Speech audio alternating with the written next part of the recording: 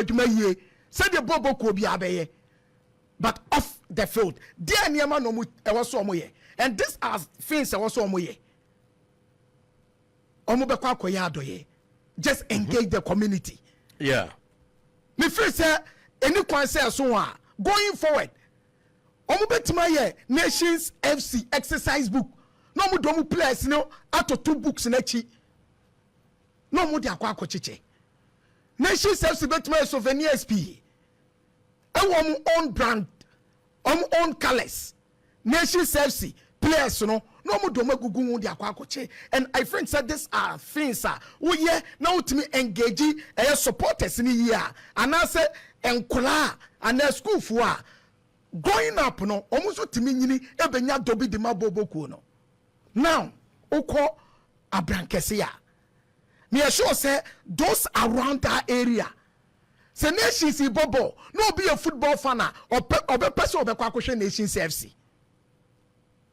enti eja football na nkasa no is not on the field no mpe it goes beyond on the field see a bobo no ago prama no so wi a eno na mabo Nations abaso ho no so my adwuma pa their first season omo place 7th but after the season there no more ye and niema we ye niema omo ya me free say betima bobo no they are selling their brand no Nations FC akwa remember time na ye di Christmas no omo koche cheche any t-shirts Emma sports personalities be one day na me show me say a host ashe no abon the cap no the TV so oh yeah some me channel me share me the about exactly and camera back capture and definitely obi o show obi adon say Nations FC e channel yeah me mama ye no me cousin ba ko free steam region buy o ti chinchin e channel ye for person de ko so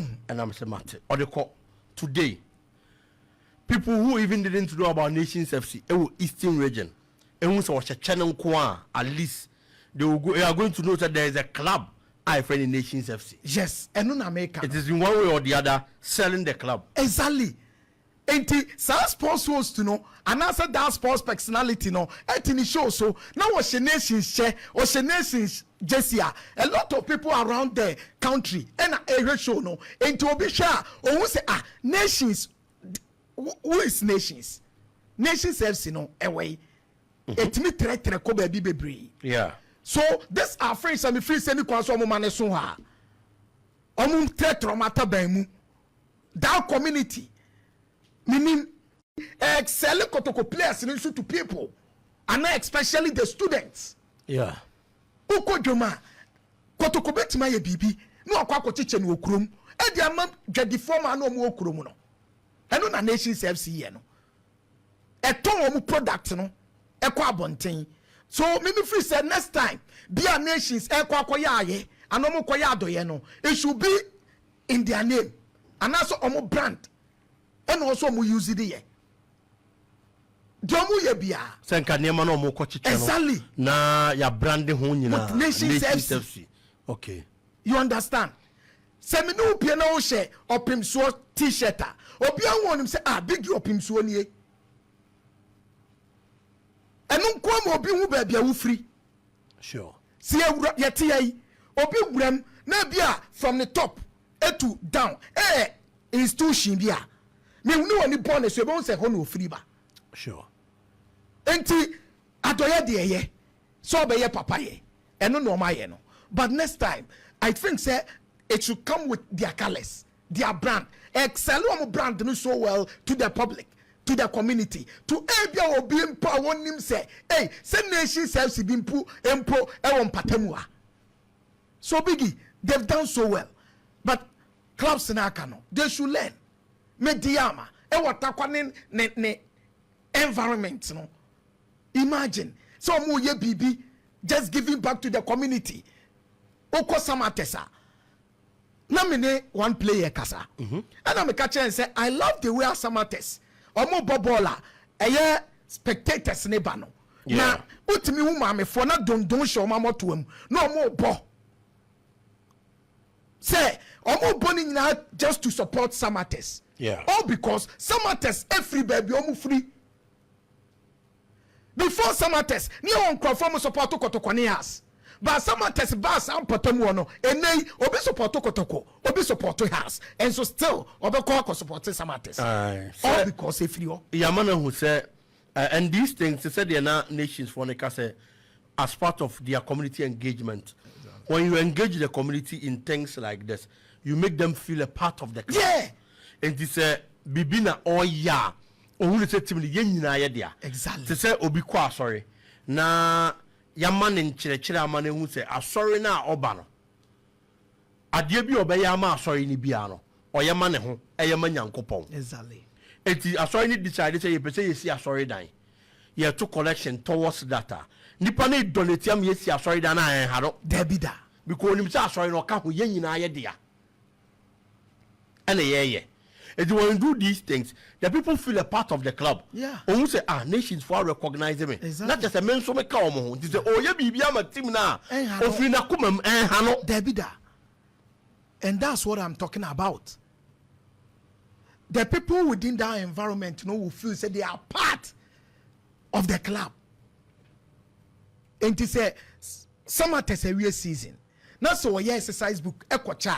Sama me phone na ebo dondo no ne baba no exercise book na. Imagine eniji e de bebre ma me phone no. Yeah. E kine bia won fa dondon. E bi o de ade foforo ankore. E no de be hye na motom ni abom. Because eniji na increase. And for them being part of the club no, e ya de ehia pa.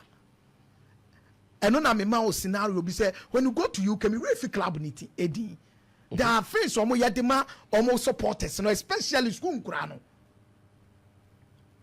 omo some quota say some percentage of these students should come and watch it free ya nye ohwe wonyina wuntu yankɔhwɛ you get addicted to it ubenyina no ya addicted say we watch omo games. So there are a lot of people obeka say o me wo team we na then I support team was mi so na papa de me costed exactly and just because Osano na the papa de ne konti o feel say owo me hu de wa me nsinka no onya some or responsibility be say like as a so kokko he exactly the papa na de man no at that stage you want to so kwa no de ne bako then tradition goes on na to aso sa e say ya na sa ne man sha ase de e di free ba yeah biggie. From that scenario na me no the same thing and I think Nations FC in Swahili with Adoyo Makwakoye no but me cited that one said the beya a betima show cry going forward no on betima ya more imagine say SHS Ben was akwane so Jache Pramso nas SHS1 e do games and as Nations FC matches minim say no na e Jache senior high ne dia I think SHS schools na e buy na omo koche omo ne ma na Jache senior high bi wom Japan. Okay. Fine. Imagine say bia SHS1 students number. Nations FC airborne game. Na Nations ese derby stadium no efa nipa ebia 25,000. But the 5,000 na da so no e ma Jache Pramso students no ye akoba so omo do omo ba stadium. The whole of a season. Akura ni nyini no club pa. Say if Olivier around that community who free says we know on game exactly. So I think said this our friends also mo Ghana no your game ni we no na clubs not the other then no give it to the community and then now because after the season and now this is off season and house of folk and now kotoko give it back to the community then now mo and also mo esuya no mo ye maybe.